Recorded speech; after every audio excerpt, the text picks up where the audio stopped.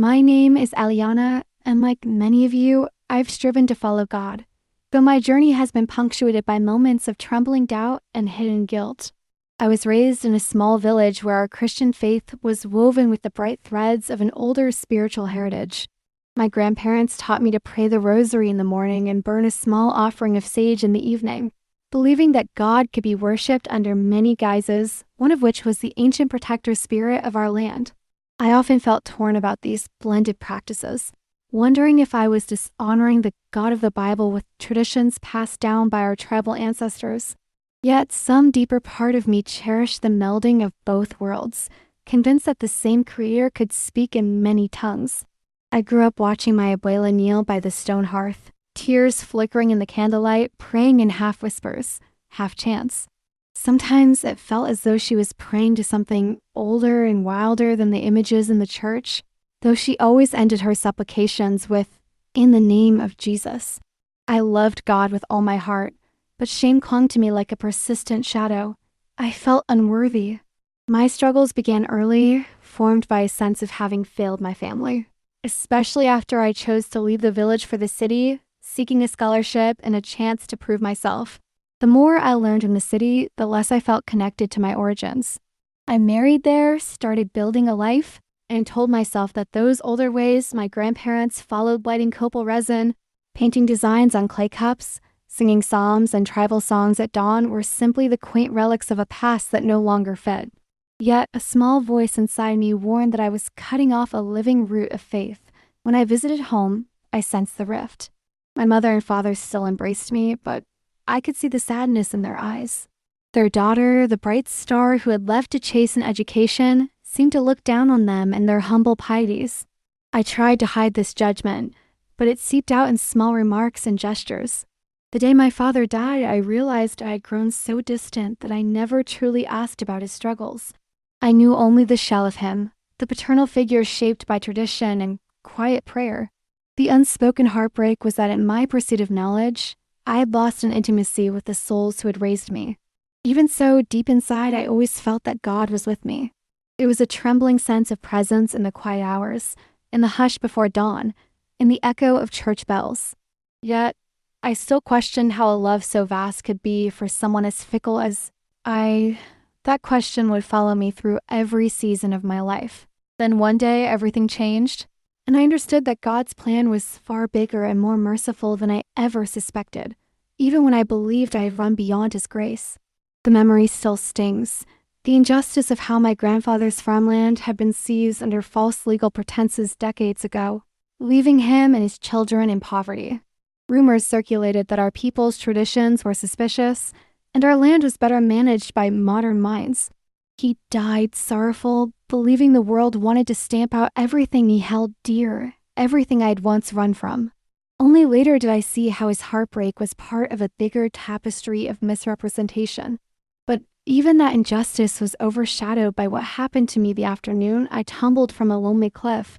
Little did I know that the sense of destiny clinging to my shoulders was about to reveal itself in a way that would shatter all my preconceptions, especially the notion of my own unworthiness. I was visiting home again to settle family matters after my father's funeral, my soul weighed down by regrets I could no longer hide. On the day it happened, I set out for a walk along a familiar ridge overlooking the valley. It was a place my grandmother used to call a Puerta del Cielo, Heaven's Gate, because of how the horizon opened wide to the sky, the hills rolling like the quiet breath of the earth. I wanted to pray in solitude, to seek clarity about how I should honor my father's passing and make amends with the people I had drifted from. The wind carried the fragrance of juniper and pine, and the wide turquoise sky seemed so close that if I reached up, I might touch it. But as I walked the narrow, rocky path, my mind spiraled into guilt.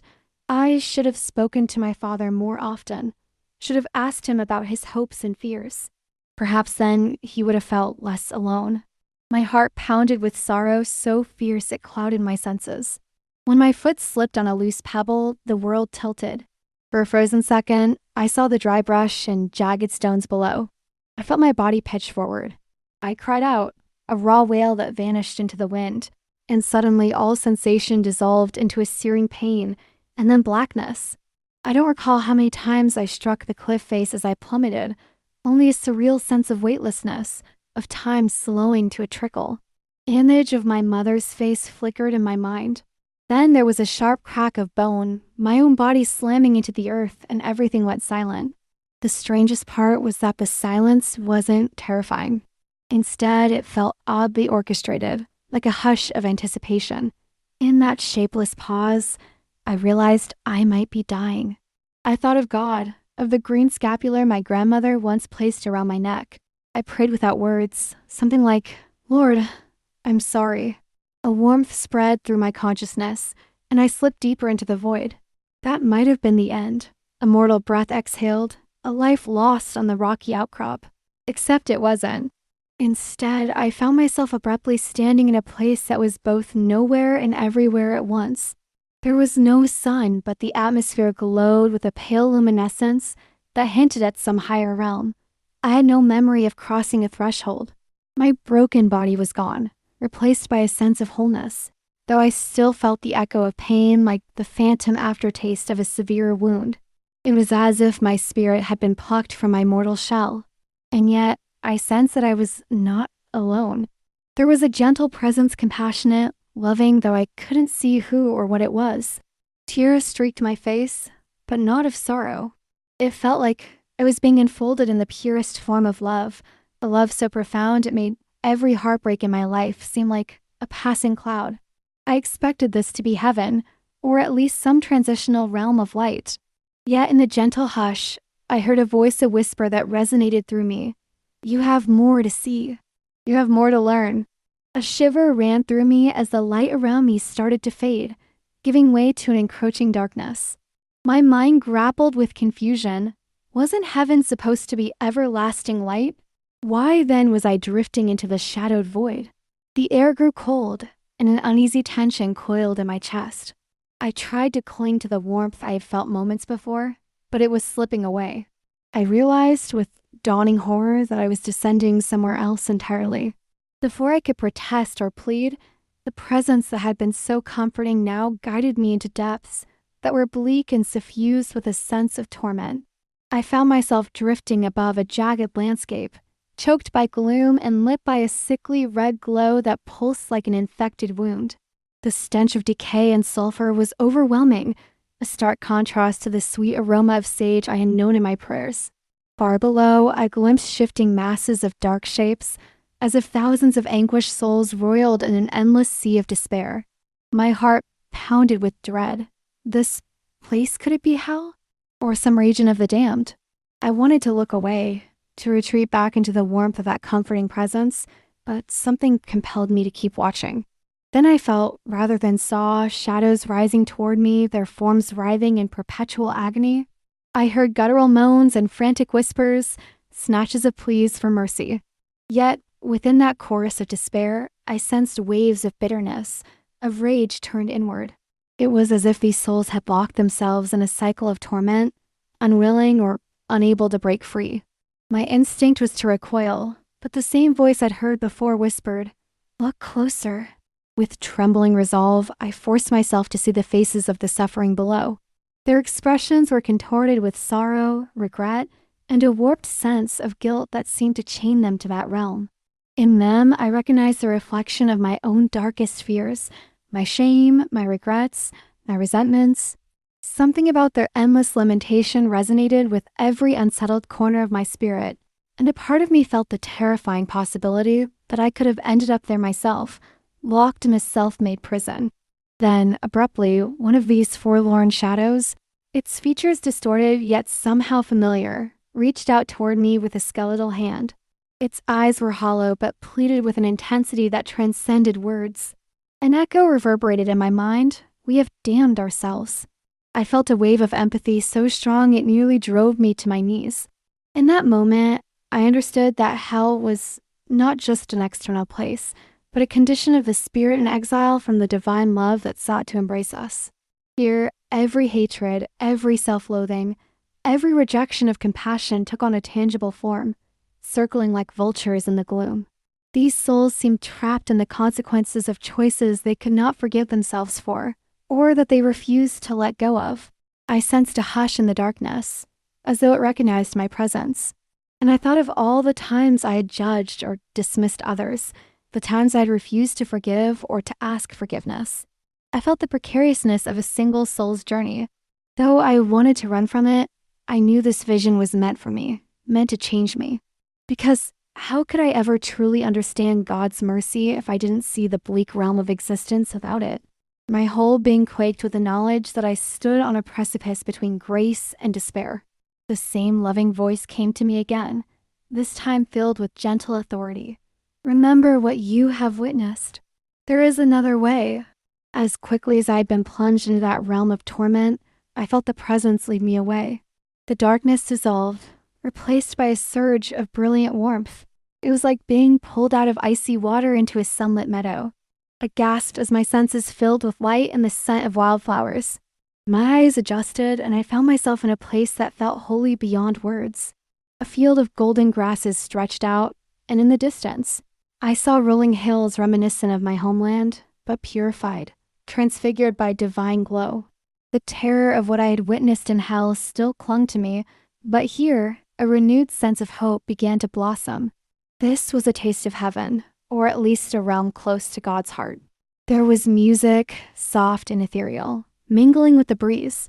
In the distance, I spotted figures dressed in flowing garments of white and vibrant colors, reminiscent of my village's traditional woven patterns. Somehow, the designs looked even more glorious, as though our earthly creations were but faint imitations of these heavenly originals. I heard faint songs that mirrored the chants my grandmother used to teach us, praising the Almighty in a language of luminous beauty.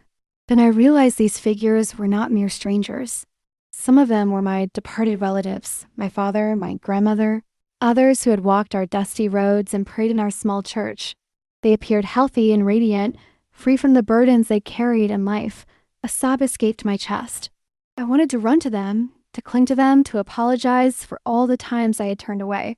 But before I could move, a hand, warm and comforting, touched my shoulder. I turned and saw a being of light Jesus, or the divine messenger that my heart instantly recognized. He did not look exactly as the paintings in our village chapel portrayed him. His features were universal yet filled with compassion that transcended any single culture. Around him, I glimpsed subtle symbols of my ancestral heritage woven into his robe's patterns of maize, shapes reminiscent of the jaguar's rosettes, the very motifs that our people believe sacred. It struck me that heaven was not devoid of culture or tradition, but rather it sanctified them. My tears flowed freely as I felt acceptance washing over me. The messenger spoke without words, yet I understood perfectly. He acknowledged my struggles with identity, my guilt, my pride, the rift I'd built between me and my family's ways. It was as if he tenderly placed a hand on every wound in my heart. Your heritage, he communicated, was never separate from my Father's plan. Each people, each tradition was given a glimpse of the divine, though many forgot or misunderstood. What you call syncretism was often my way of reaching hearts in every land. I felt an overwhelming sense of belonging. The shame I carried for so long lifted, replaced by a realization that God's tapestry is vast, and each thread matters. But just as I began to bask in this perfect reassurance, I recalled the dark realm I had been shown earlier. Why did I see that place? I asked, and though I spoke no words aloud, the question trembled through my being. The messenger's gaze filled with sorrow and love. Because you must understand what is at stake, was the silent reply. Hell is the fruit of choosing pride, bitterness, the refusal to accept grace. It exists as the ultimate boundary of free will, where souls seal themselves from the love that would heal them. But you were never meant to stay there.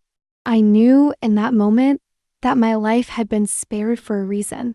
My soul was being entrusted with a mission I could not yet fully comprehend. I felt my perspective stretch wide, as though the hills and rivers of earth were being shown to me from a vantage point high above.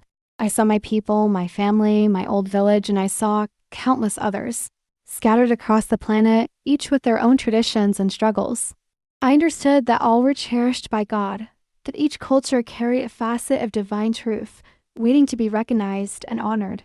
A radiant vision then appeared, A circle of believers from every corner of the earth, drumming, singing, chanting, reading holy texts, lighting candles, kneeling in humble devotion, raising arms in worship.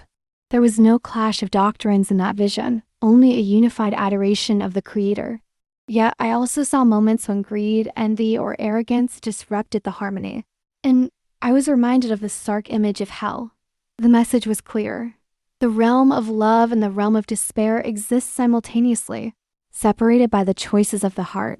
The messenger guided me further into this place of purity, and I noticed a soft golden altar standing upon a rise of green grass. Etched onto it were glyphs and symbols that reminded me of the ancient patterns my grandfather once carved into wooden bowls. Something in me shifted.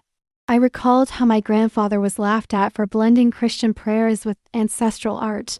Yet here in this heavenly realm, there was no separation. The messenger pressed a hand to the altar, and a vision of my grandfather appeared. He stood tall, free from the hunched posture of his old age, a serene smile lighting his features. I saw how his faith, both Christian and indigenous, was embraced and magnified here. Tears blurred my sight. I longed to apologize to him for never truly standing up for the ways he held sacred, for allowing the prejudice of others to make me feel ashamed. A tender compassion filled me, and I sensed the messenger's reassurance. He knows. He forgave you long ago. Now you must forgive yourself. In that moment, a burden slid from my shoulders. I realized I had been given a second chance to honor what my ancestors preserved. More than that, I was being called to share a truth, that there is no contradiction in meeting God through cultural expressions, so long as the core remains love, humility, and reverence for the Creator. But I am so unworthy, I thought, my heart trembling. I turned away. I sinned in pride. The divine presence filled me with a warmth that evaporated my protests. Look at your scars, the messenger's voice seemed to say, though again, no words were needed. Your failings have made you compassionate. Your regrets have made you yearn for healing. Through that yearning, you can guide others. The full weight of what I had witnessed in hell came back to me. Those souls twisted in despair might have chosen differently had they felt a spark of hope, had they been offered a hand of understanding.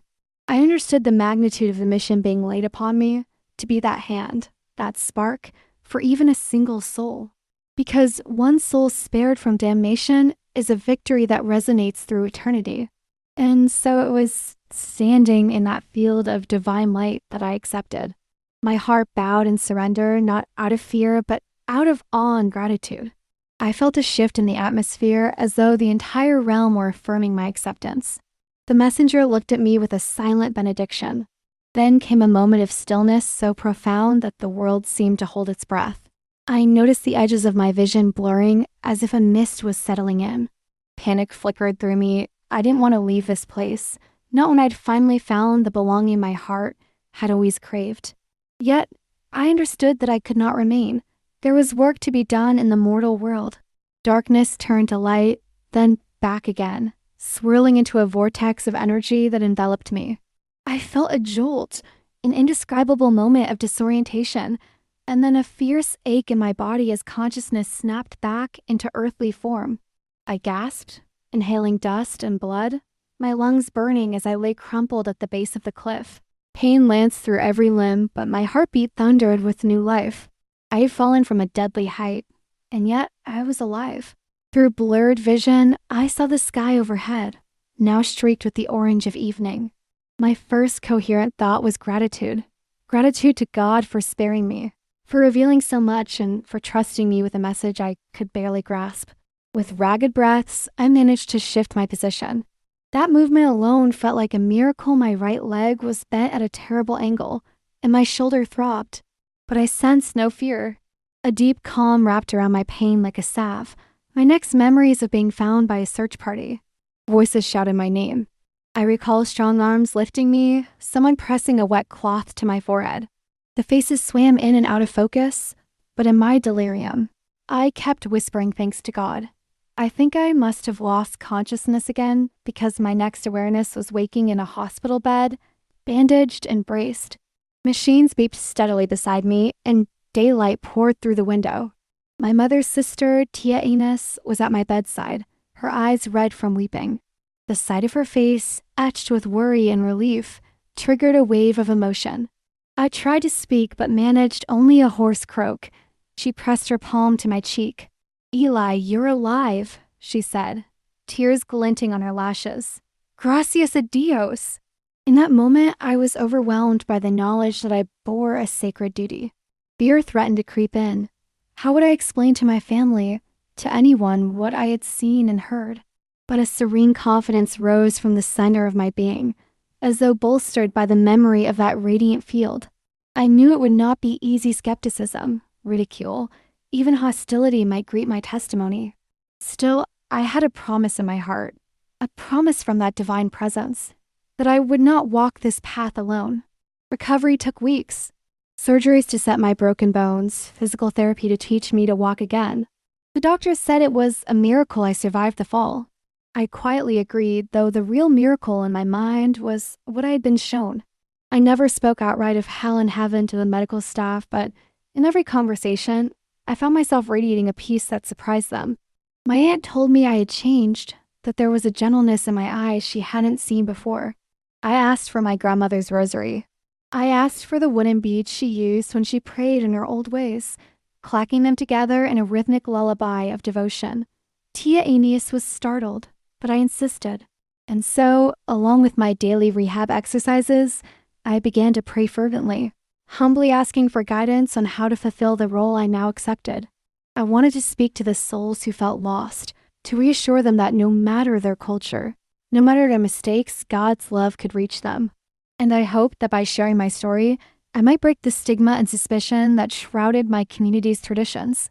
When I was finally discharged from the hospital and able to walk with only a cane, I went straight to my parents' house. Though my father was gone, the room still throbbed with his memory. His chair at the dining table was kept in place, and his work gloves still lay in the shed. I murmured a prayer under my breath. "Papa, forgive me. Help me do right by our people." Then I visited my grandmother's old prayer corner, where images of saints and indigenous symbols mingled in a haphazard but heartfelt collage of faith. My heart pounded as I lit a candle before them. I closed my eyes and recalled the brilliance of that heavenly field, the shadowy despair of that hellish landscape, and the comforting words of the messenger who told me that everything we do and love is recognized by God. My hands trembled as I began to speak. "You have shown me the place of torment and the place of peace. I accept this mission. Let me be a bridge." A gust of wind rattled the windows, and the candle flame flickered. I felt a momentary shiver, as though the darkness I had witnessed in hell were reminding me that it lingered, waiting for souls to stray. But love was stronger.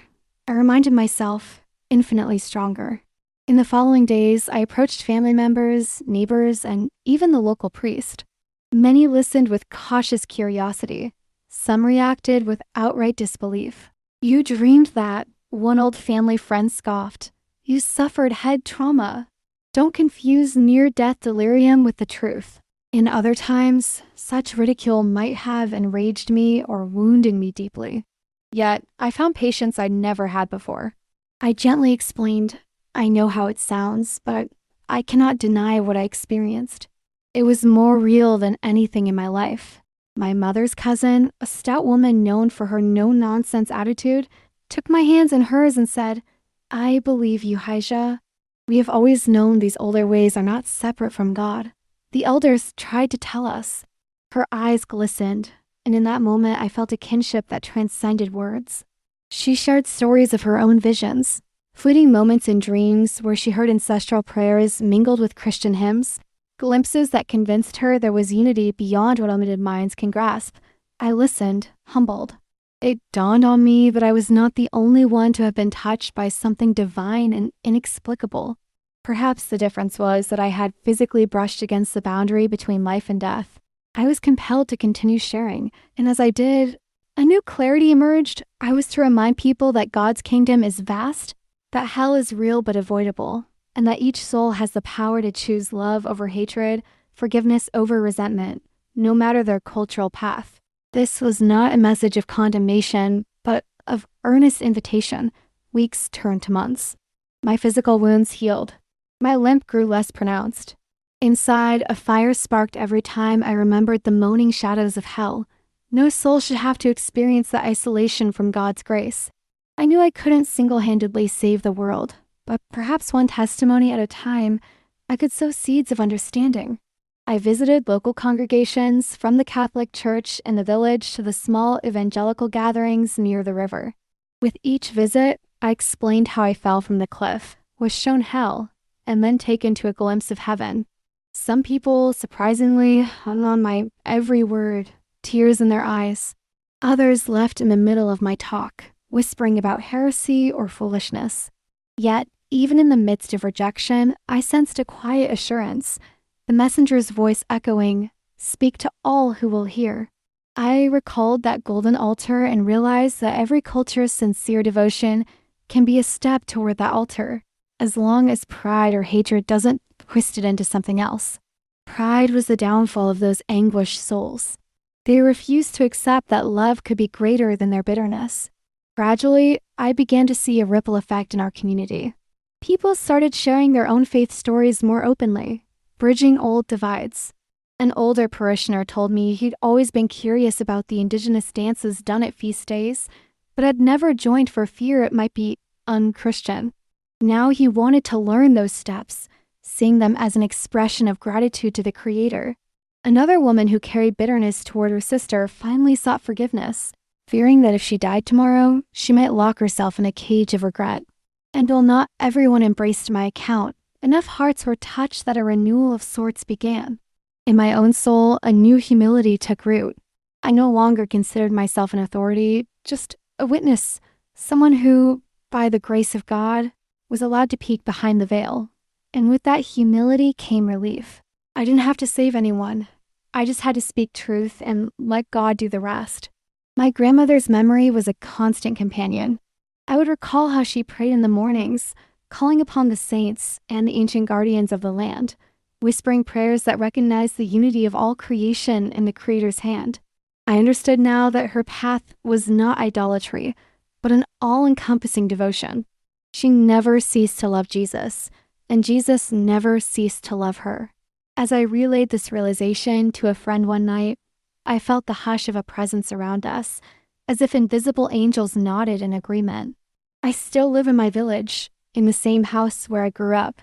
My father's seat remains at the table, a symbol of the continuity between worlds.